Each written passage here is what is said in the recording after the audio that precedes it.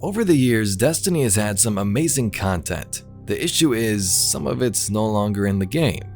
Limited time events, stuff that didn't carry over to the sequel, and of course the Destiny content vault. Today, let's count down 10 things we miss from Destiny. Leave your own in the comments below.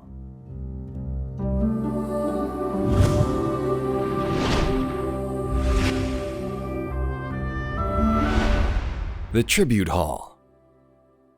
The Tribute Hall was added back in Season of Opulence aboard the Leviathan.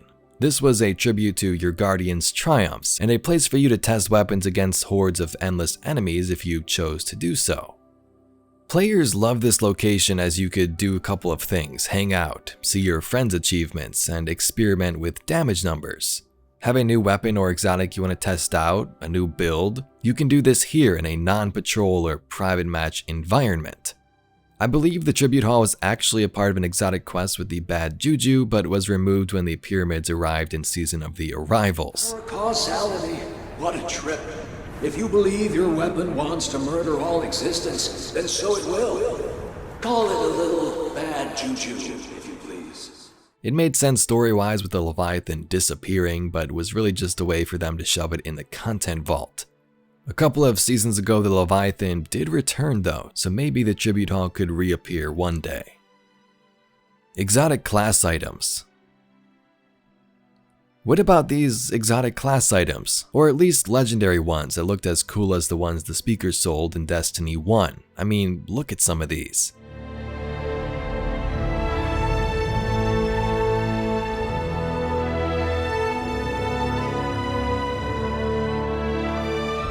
Some exotic class items were available via faction vendors, the speaker, and even exotic quests.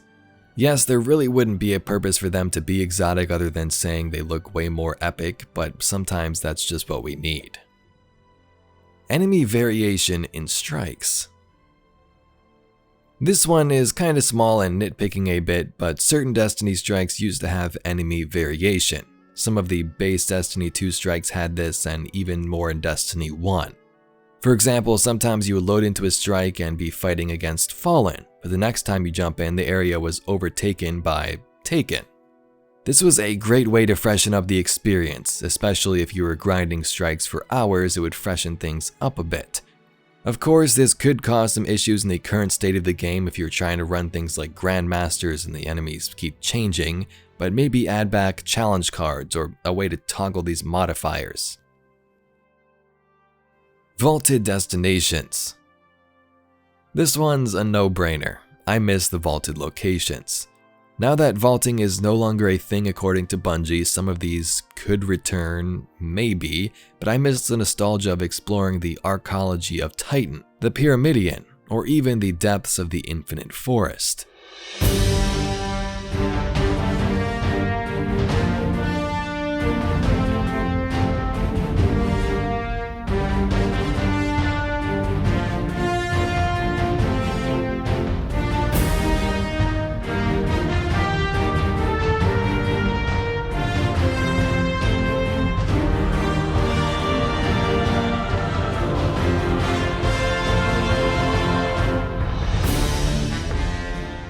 Many players have no idea some of these existed, and it's a shame it's just sitting there on someone's computer at Bungie not being used. What was your favorite vaulted location? Tell us in the comments below. Strike-specific loot. We talked about strike-specific enemies, but what about that loot? Destiny 1 and Destiny 2 at the start featured strike-exclusive items that had a low chance to drop. DFA was in Tree of Probabilities, Silicon Neuroma in the Pyramidion, among others. And Destiny 1 even had armor, Maul's Maulers, Scion Flare cloaks, and hoods of Malak. Some of these items resembled the boss you'd slain to acquire it, and that's what made it much more interesting. A new light or blueberry could see you and be like, whoa, that guy just took down Omnigul to get that pulse rifle. Maybe I should ask them to help me in my strike. SPARROW Racing League. In 2015, Bungie introduced SPARROW Racing League to Destiny, a mode where you can put on some sweet-looking racer armor and compete against other Guardians in SPARROW races among the dunes of Mars or the swamps of Venus. For a serious game about slaying gods and defending the last city on Earth, this was a nice twist. A moment of fun away from the madness where you challenge other players and the trophy is just waiting for you there at the finish line. SRL was great and many players wish to see it return someday.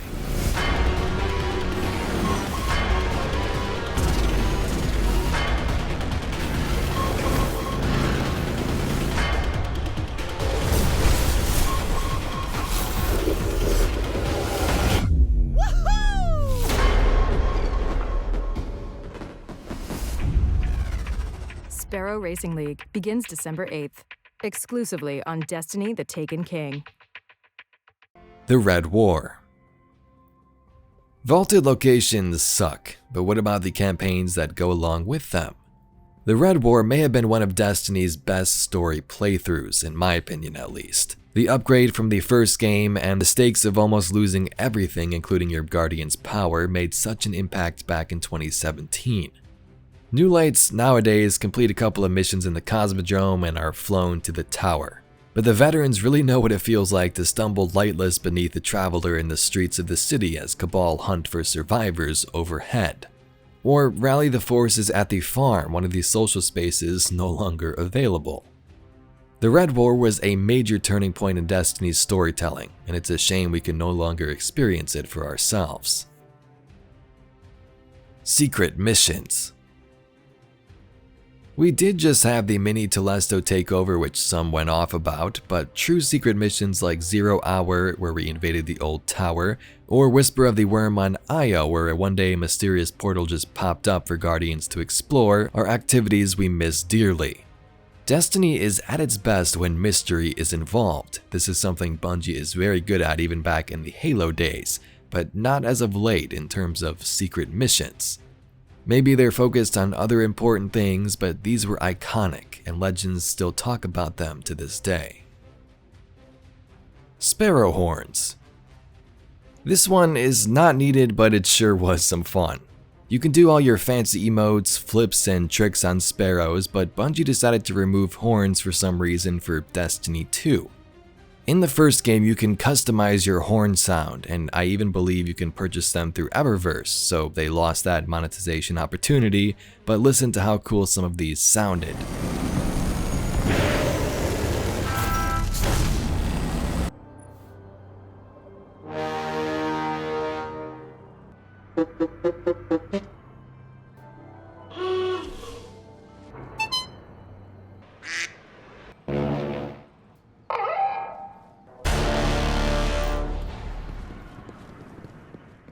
So imagine blasting through patrol full speed with your friends, just blaring out truck horns or holiday jingles. This was a cool little customization for your speeder bike that most players don't even know existed.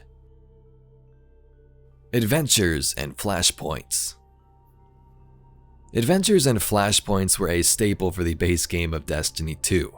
Adventures featured missions on planets while in patrol, and Flashpoints was a weekly challenge that awarded you when you completed public events and activities on a patrol destination.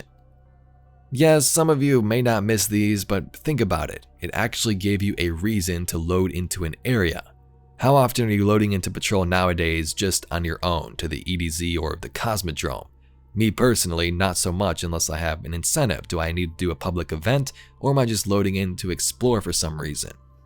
Flashpoint brought you to a different location each week, and Adventures added tons more story on top of the main missions and strikes. It was a nice in-between that I think would be great if reintroduced back into the game. Anyway, Guardians, that's all we got for today's video. Around 10 or so things we miss from Destiny. Be sure to tell us in the comments below what you miss and what you think Bungie should bring back from that content vault. If you'd like to see some more Destiny lore and mysteries just like this video, please be sure to subscribe to the channel. Anyway, I thank you very much for watching, and I'll catch you all in the next video.